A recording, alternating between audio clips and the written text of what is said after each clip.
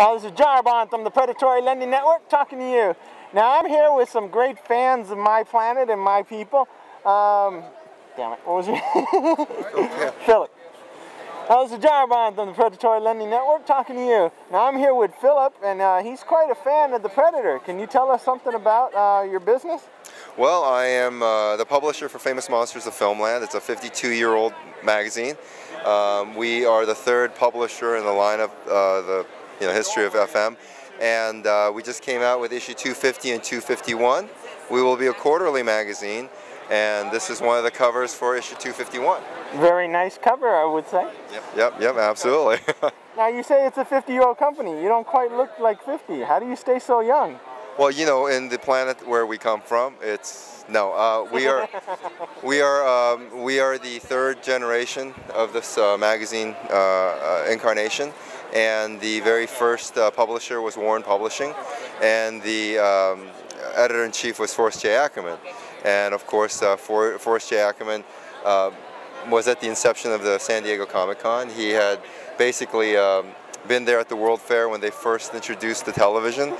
The man was very, very loved, and he worked very hard to bring fandom of genre into the mainstream. And he passed away about 18 months ago. About 18 months ago. And we miss him dearly. So. I notice most of your things here are print publishing, as in paper. Do you see yourself going to digital? Because many people are saying the print publishing is looking to possibly go out of business. I don't believe that's the case, but yes, we are a website. FamousMonsters.com is a website, and we just went ahead and struck a deal with Harry Knowles of Ain't It Cool News, and he will be our editor-in-chief for our online FamousMonsters.com to be reskinned and launched on October 1. So in closing, is there any last-minute things you'd like to say about your company that you can tell to our viewers? Yeah, our Famous Monsters of Filmland is rooted in history that really helps filmmakers, and it's been attributed to launching the careers of well, not really launching the career. Well, yeah, launching the careers of. Sure. Terry Gilliam worked for Warren Publishing.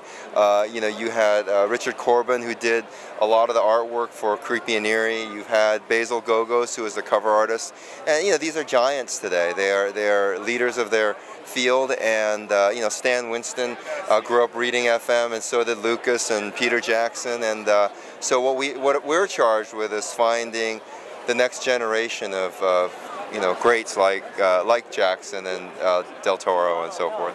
Yeah. Okay, so in closing, this is Jarbon from the Predatory Lending Network and Phil Kim talking to you. Thank you.